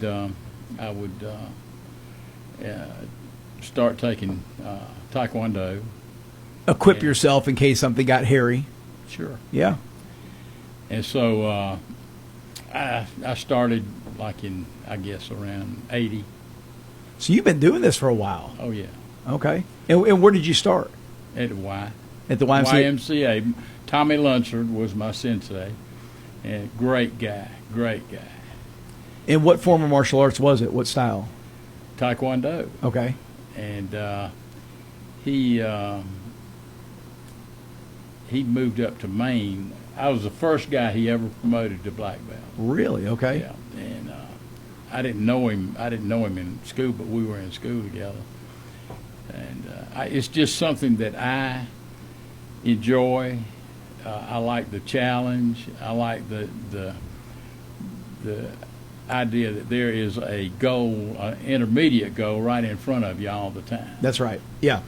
And I also noticed, helping him teach, that this is great for kids, especially kids that have like attention problems. Yep. That kind of thing is just wonderful. John, I'll tell you this. When I had my school, nothing frustrated me more than parents that would put their kids on Ritalin before bringing them to class. It's like, what did you just do? It's like, I want them, bring them all wired and full of energy because we're going to wear them out. The classes are designed to exercise, and we're gonna get all the energy cooked out of them. Don't put them on Ritalin. But you're right. It's probably, I'm sure it hasn't changed in the time I've been out of the business. Around 70-80% of the business is children. But it is so beneficial for adults, no matter what style of martial art you choose, because of the exercise, the stretching, the flexibility portion. Absolutely. I'm sure your school's no different. We spend the first 15, 20 minutes of every class stretching. What a great way to start a day, or at least have that as a part of daily routine. Well, we have a class at noon. It's called Movement and Memory. And most of the people in there are older people like myself. We got one guy in there who's 86 years old. Wow. And we do exactly what you said. We spend about 20 minutes, about 15 minutes stretching. Feels great, though. Do a little tai chi. Yeah. And then we work on... How's your flexibility, John? It's great. Good? I can put my hands flat on the floor. Can you really? Yeah. That's impressive. Yeah. Do you ever get John Padgett to stretch? No, he stretches all the time. I can put my hands on the wall. How's that? Hey, that's great. Let me tell you something. John's a guy that I really admire, and I tell you, the thing that I admire about him the most is, we'll sit around, we'll have great ideas and all that stuff. He executes. Yeah. I've had some great ideas, and I just forget about them. Don't even attempt them. He goes out, he gets a good idea and does it. Follows through on it. Yeah, that's it. I'm impressed. Thank you. Now, Padgett, have you been to watch him at a class? Have you go to see him, or do you heckle him when you go there? I've got my own karate kid. That's right. Your granddaughter's a phenom. I got a 13-year-old granddaughter that, at 5 years old, her mama, they live in Phoenix. Okay. Her mama bought her a horse. Hollywood was the horse's name. Hollywood just died last year. But she learned how to ride on Hollywood, and she could barrel race. I mean, she could ride. She wasn't just a walk around the ring. She's an athlete. She's a show enough athlete. She's now playing flag football with the boys, and has 3 high schools already at 13 years old. 3 high schools recruiting her to come to their no high school way to play flag football. NIL money. And a few years ago, she started karate, and she's working on her 2nd degree. She's got one or two more tests to be a 2nd degree, and they did a demonstration at her dojo about a month ago, and Aubrey was the end of the show, And there was 2 concrete blocks standing on end with one of these solid concrete blocks across the top. And she walked down there and took her fist and drove her fist through that concrete block. Good Lord. Picked up the concrete block and with a grin on her face just walked off. And I said, Aubrey, have you ever done that before? I mean, I don't know how she didn't break her hand. And she said, no, I never have. I said, well, why'd you do it? She said, my sensei told me I could do it. And I said, what did he say? He said, just drive your hand all the way through the block and it'll be fine. And she did. No practice runs, no tests, just go after it and do it. Busted that concrete block. I love it. 13 years old. That is just beyond impressive. Beyond impressive. It is. And you've shown me videos of your granddaughter. She's legit. Because there's one thing I can sniff out. I can sniff out when it's not quality martial arts. She is really good. And I mean it, for anyone from 5 to 105, it is a great way to spend your evenings or whatever your classes are, because it has the stretching element, you've got the cardio element, there's the mental focus side, the discipline. It has so many benefits. And I love it because my younger son now, he moved to Atlanta. He found it's kind of neat because the business has changed a lot, guys. It's changed a lot over the years, because when I was back in the business, you were specialized, right? We did a very specific style of Taekwondo that was the exact same style of Taekwondo in the Olympics. It was called the Mudokwan style of Taekwondo. So what I was teaching my kids, if they had aspirations, they could go on and compete on higher levels and ultimately try to make it to the Olympics, right? Which would be the elite of the elite. I say all that now the studios are really morphing into where you go to a karate studio and they have multiple disciplines. So the school that my son's going to offers Muay Thai, which is the Thai kickboxing. They offer jiu-jitsu, the Brazilian jiu-jitsu, which has really taken the world by storm in the past 20, 30 years. UFC, thanks to that, Royce Gracie, that whole element. And then what else do they offer? Oh, traditional boxing. Just good old-fashioned American boxing. So he can go, he signs up, and every different night he gets to pick a different discipline. What a cool thing that is, because that didn't exist back in the day when I was doing this. That's what we have at Cali. We have Muay Thai. Okay. And Johnny, what's the name of the studio? It's CMAC. It's Castro Martial Arts. Okay. And they've been around for, I think, Jose started about 1987. Good night. So he's great. Been around a long time. Yeah. He's a quality guy, really good. Well, to be in this business that long, he must be quality, because it is great. It's a competitive business, and there's so many different ways that parents can spend on children, whether it's soccer, football, I mean, all the different disciplines of sport. So to be a competitive martial arts studio in this ever-changing landscape must be legit. So good for your granddaughter, good for you, John. Have you ever had to use it when somebody jumped bail? Have you ever had to track somebody down and put him in a headlock and give him a reverse punch? Or? Don't answer that. It's the little grin that tells us what's going on, John Padgett. The little grin that he's got over there. This is the Marc McMain Show, visiting John Padgett, John Elliott. Guys, so I have a couple things queued up that I wanted to talk about. Man, good Lord, we're already halfway through this bad boy. We're going to have to take a quick break. Cutting you off there. I thought you fixed to spill the beans on. Well, I don't want him to get sued. Next thing you know, he's going to have a lawyer coming after him for some. So yeah, we don't want him getting in trouble. Just that. Don't ask, don't tell. That's right. We'll take a quick break. When we come back, I want to get involved in some politics stuff. And I know you guys have some strong perspective on this, and I can't wait to get that. Hold tight, everybody. We'll be right back.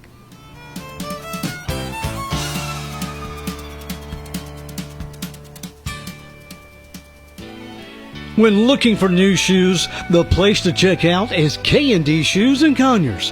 Family owned and operated for over 30 years, offering one of the largest selection of shoes for men, women, and for the kids. From name brands like Ariat, Rocky, Georgia Boot, Hey Dude, and others.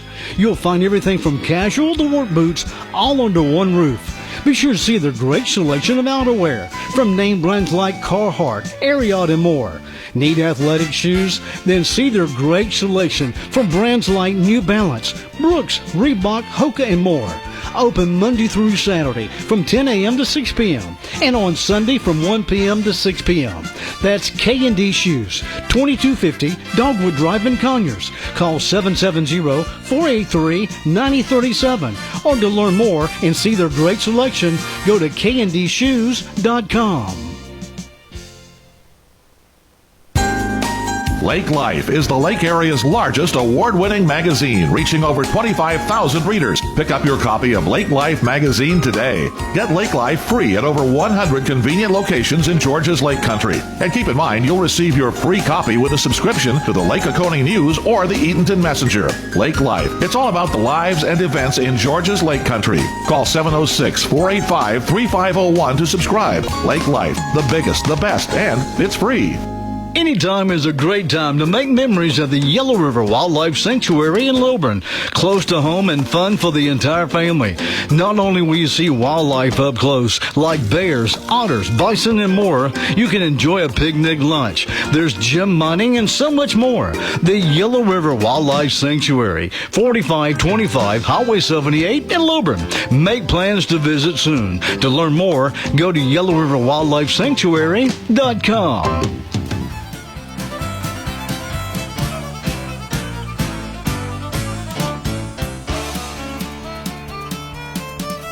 Yeah.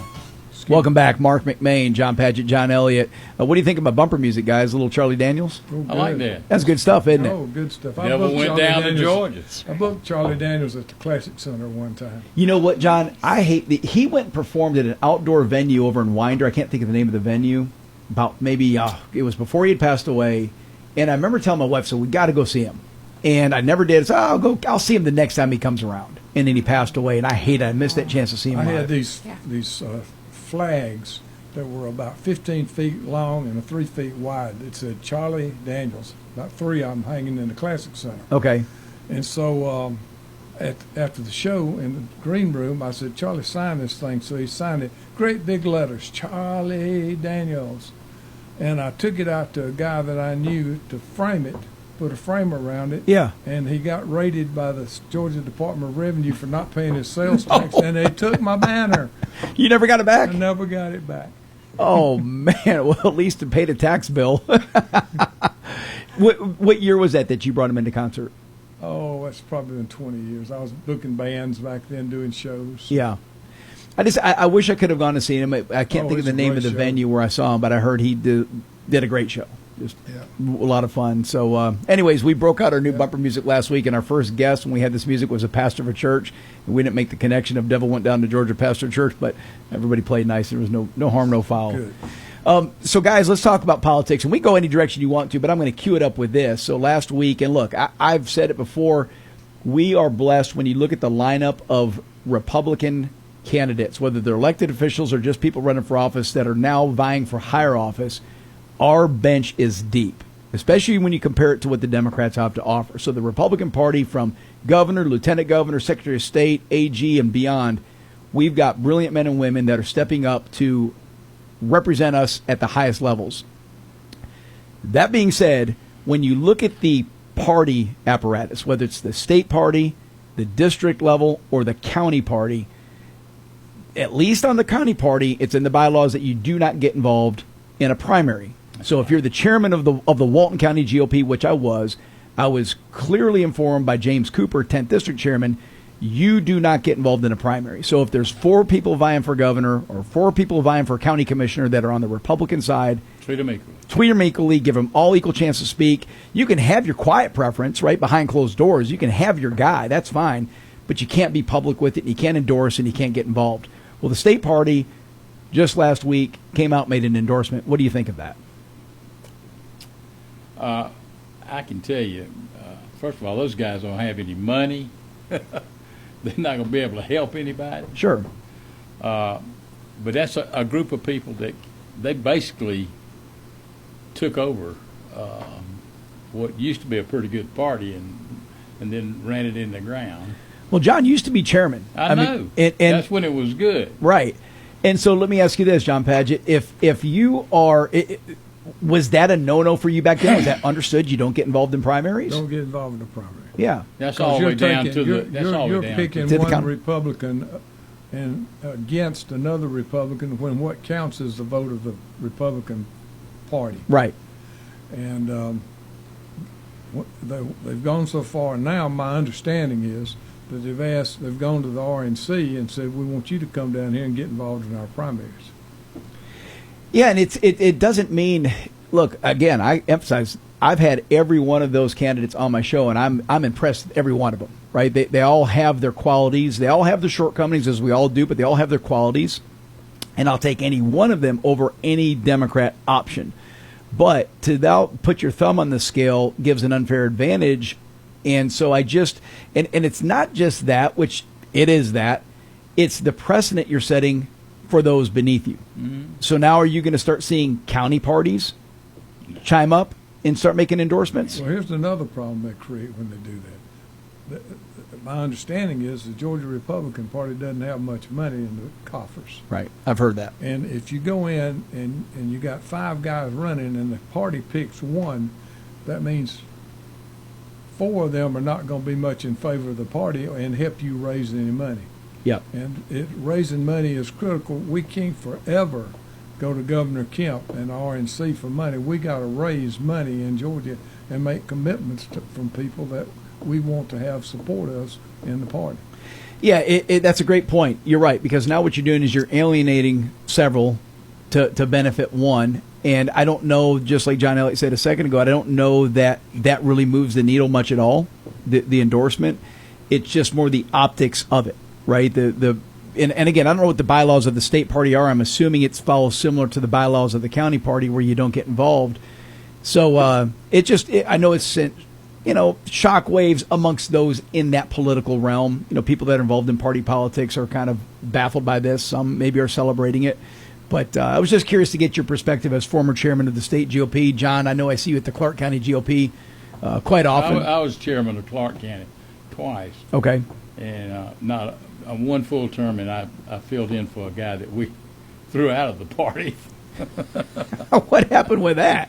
Well, he went out and he recruited a young lady to run for mayor, and she was doing a great job. And he goes out and endorses the Democrat. What? 41 days before the election. So he recruits somebody, gets her involved, run as a Republican, and then goes and endorses the Democrat as chairman of the Clark County GOP. Yeah. Wow. I don't know if you can make that up. Yeah, it actually happened. Good Lord. Marc McMain, show our guest, John Padgett, John Elliott. Guys, are you going to the debate tonight? Are you going to go attend that for the mayor of Athens? I am. What are you expecting from that? Give us the lay of the land. I think Mara Zuniga is a strong candidate. We've had her on the show. Mm-hmm. Yeah, she's going. You've had her on. We have, yes, sir. Yep. She is great. Great communicator, great story. She went out last time. Did not get any big money donors, and no PACs or anything. With very little money, she went out and got 5,800 votes. Wow. And I think with a little help and a little financing, she can beat Tim Denson. I think he's the odds-on favorite the guy to beat. Yeah. Padgett, are you following that race? Yeah, I am, and I think Johnny's exactly correct. And there'll be some things at this meeting, probably some of the questions going to come up about what some of the plans it looks like from a mayoral candidate are they anticipating going to come from the county commission. And there's several items that are I don't think will be good for the county, and we'll just see where it all goes. But I think that's going to be some of the questioning tonight. What do you think, John? I do. I think absolutely. If you're a homeowner, you're certainly going to be talking about it. Well, is this going to be a forum or debate? Meaning the forum where they just basically all answer a series of questions, or debate where they can interact with each other and interrogate each other, if you will? They're calling it a forum. I don't know whether they're going to interact with one another or not. Debates are more fun. Yeah, Tim Bryant's going to be the mediator. Tim does a great job. He's on our airwaves from 8 a.m. to 10 a.m., so he does a great job mediating. And are the questions coming from the audience, or did you say county commission questions? Where are they coming from?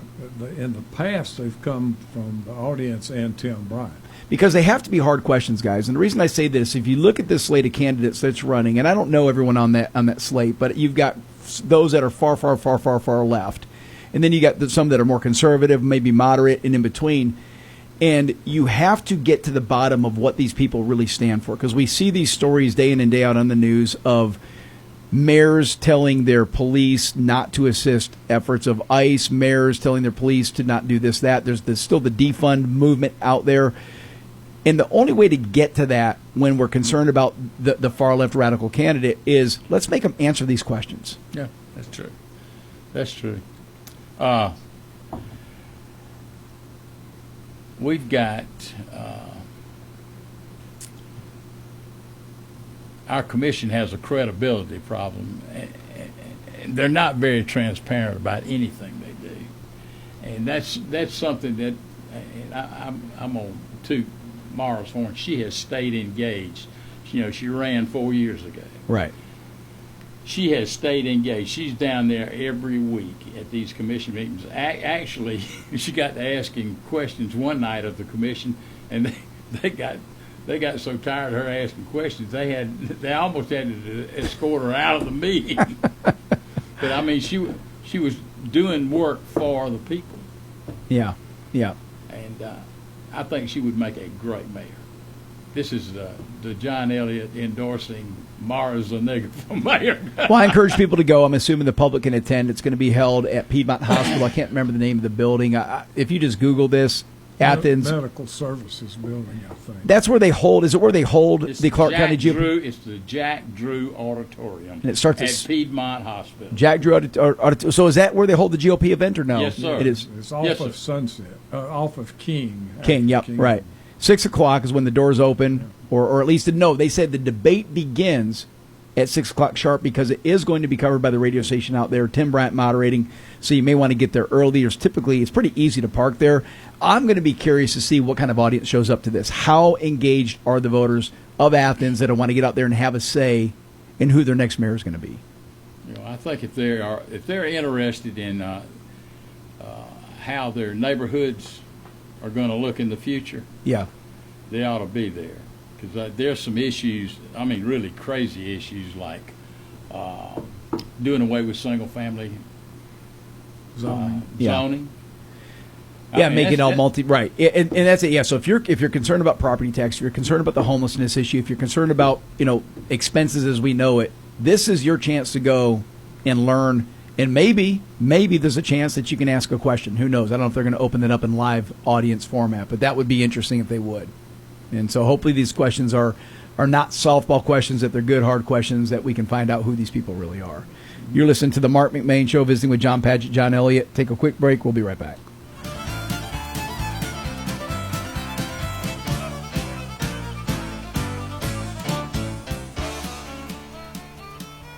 This February, show your pets a little extra love at Boss Brothers Country Store in Loganville. Located at 3084 Highway 78, Boss Brothers carries premium pet food that keeps tails wagging and whiskers happy. Plus, ask about our in-house pet food program, where loyal customers can earn free pet food just by shopping with us. Boss Brothers, your locally owned country store at 3084 Highway 78 in Loganville. Don't forget, follow us on social media for weekly deals and updates.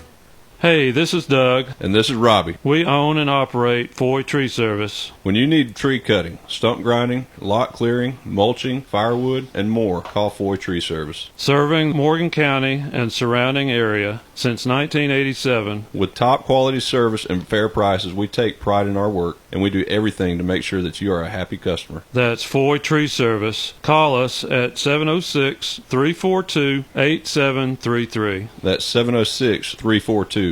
Covington Ford has something for everyone, from the power and comfort of a brand new F-150 to the family-friendly Explorer or the trail-ready Bronco. Covington Ford wants to be your #1 local Ford dealer by offering no haggle, below invoice pricing, and interest rates as low as 0% for 60 months. We believe your adventure should be limitless, not your coverage, so we're giving you a lifetime powertrain warranty on nearly all new Ford inventory. Come check us out in person or visit us online at covingtonford.net. Your next journey starts at Covington Ford.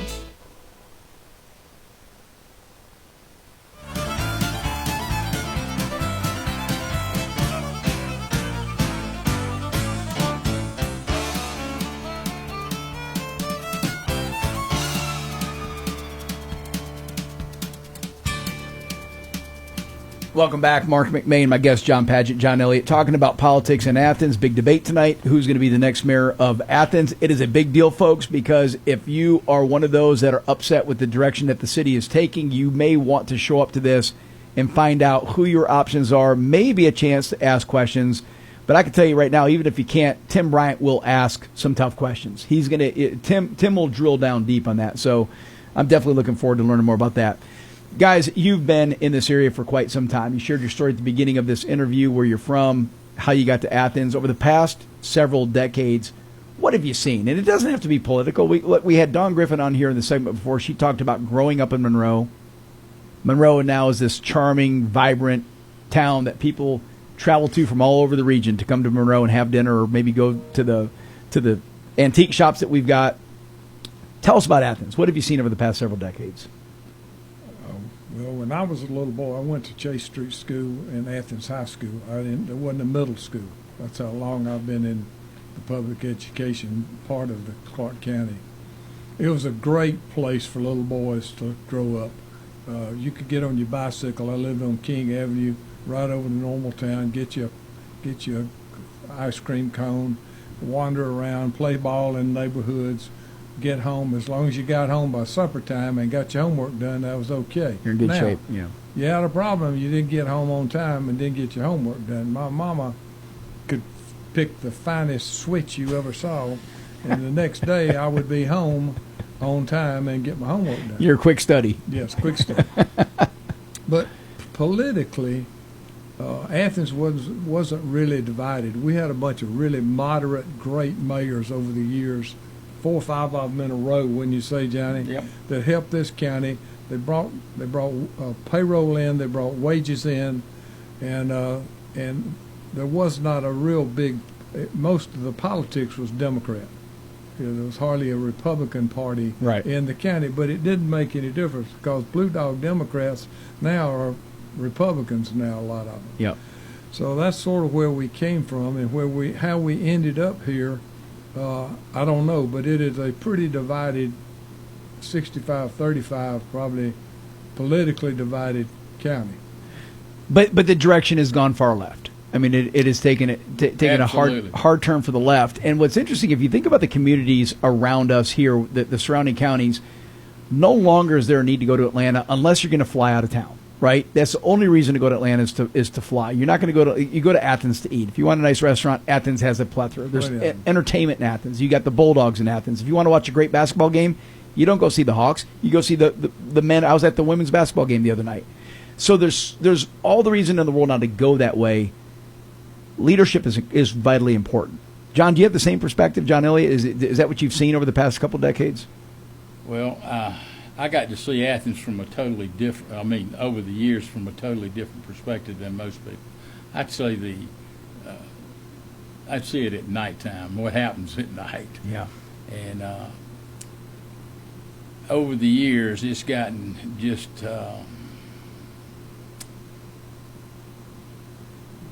more raucous stuff.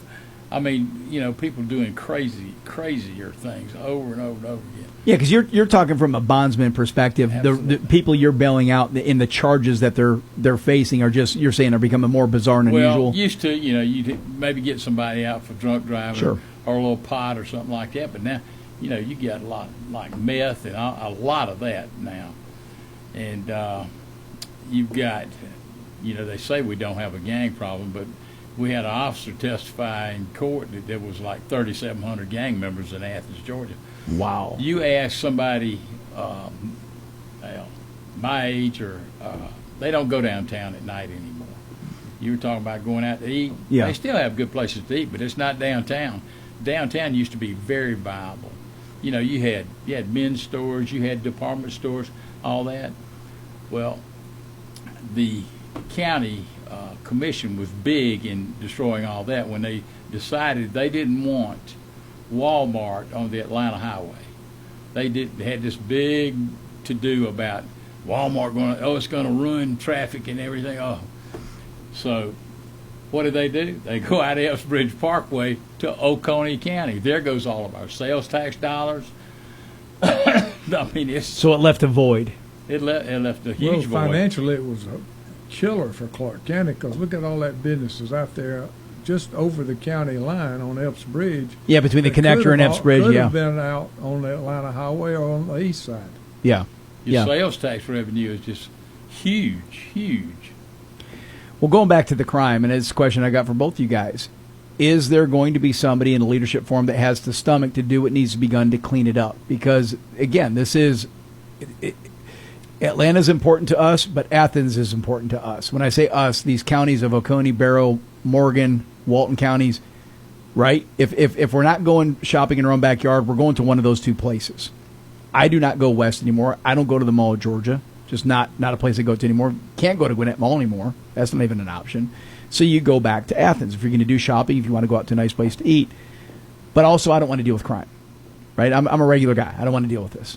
And so we need leadership that's going to have the appetite to do what needs to be done. Do you see that? Is there going to be somebody that steps up and says, yeah, we're going to make the hard choices? Yeah, I think there's a couple of candidates that are in it for that. Well, the voters fixed the district attorney's problem. Great point. They did a great job point. of that. Yep. And that was kind of bilateral. That wasn't just one party that did that. That was citizens that got concerned about what was going on the end of the crime spectrum.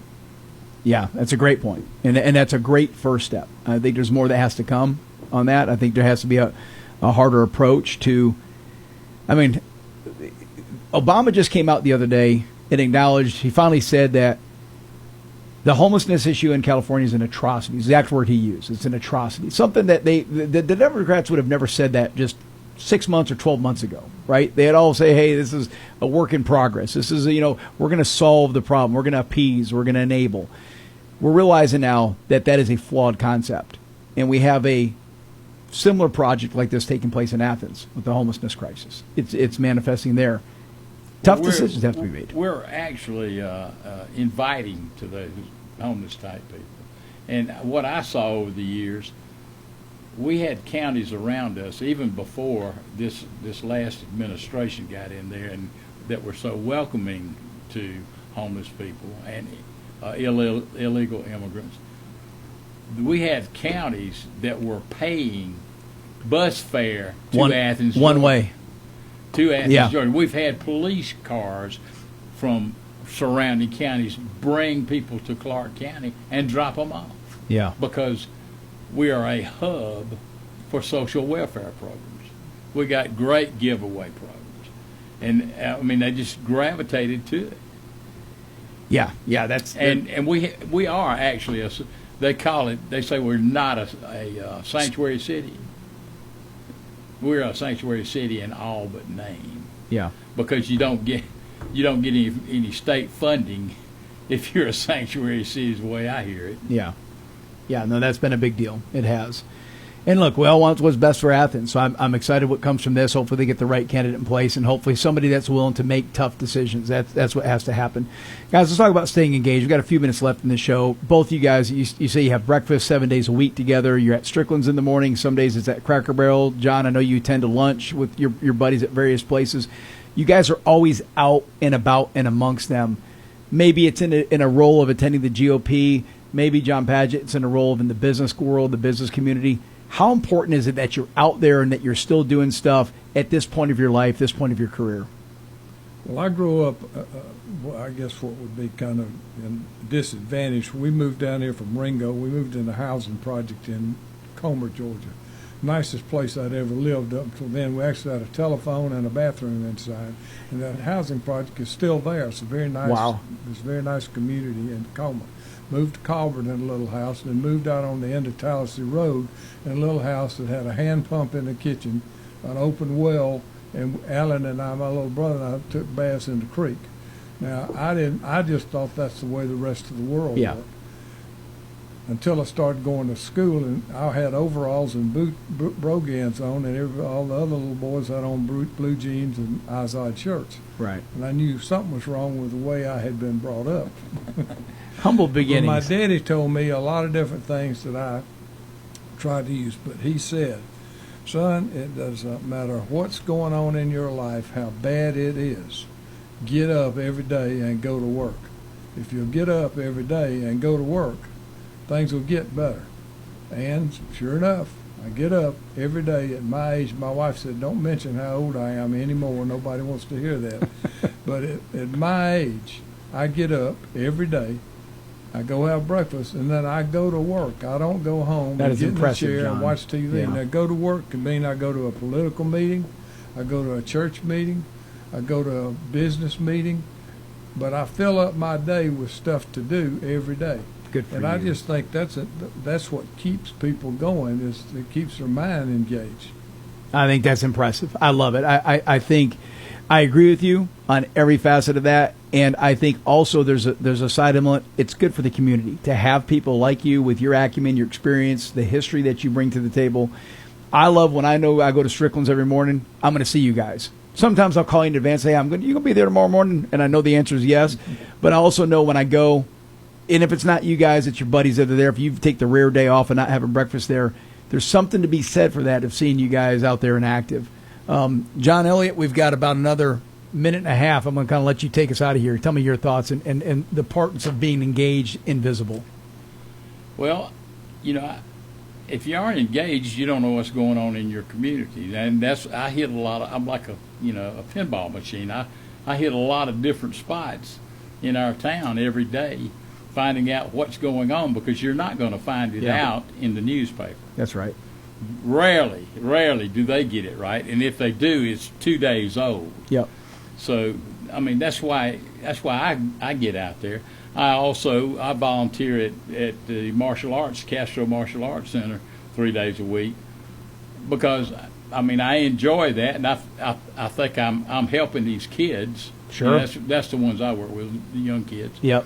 And I don't know. I just I feel like you aren't doing yourself justice if you don't stay active. If you go home and get in a chair, you'll be dead in 2 years, the way I feel about it. Yeah. And if you don't believe me, go home and sit in that chair for about a week and tell me you feel as good as you did last week. You're 100% right. If I take a couple of nights off of either not playing hockey or not playing tennis, I don't feel better. I feel worse. Absolutely. So the minute your body begins to lose its motion, what was it? Jack LaLanne say, a body in motion stays in motion, or some fancy phrase like that. But it means something. It really does. The more active you are, the better you feel. And so, again, you're an inspiration, guys, to the next generation. And, Mark, let me tell you, audience, this. Everything that an elected politician does, everything affects you. Yep. Everything. And to not get involved and pick the person that you want to represent you, you do a disservice to your own self. Well said. Yeah. If you have to know more than just the name.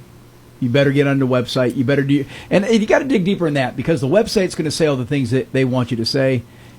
Go to these debates. Hear how they answer questions. Listen to the sound bites. Get an idea of really what they stand for. So you're dead on with that, John. It's critically important. Yes, sir. If you don't go vote, you got no right to gripe about anything. That's right. That's right. It ends with that. Yep. Gentlemen, thank you so much for joining us again today. Where are you off to?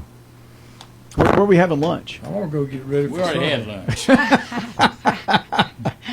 All right. A lot of fun. Marc McMain Show, John and John. Thanks for joining us. Chastity, who's on store for us tomorrow? So for tomorrow, we have Mr. Paul, our Tall Paul. Tall Paul's going to be in the studio? Yep. All right. He's going to be telling a little bit about himself, and his wife, Miss Barbara, will be here. Cool.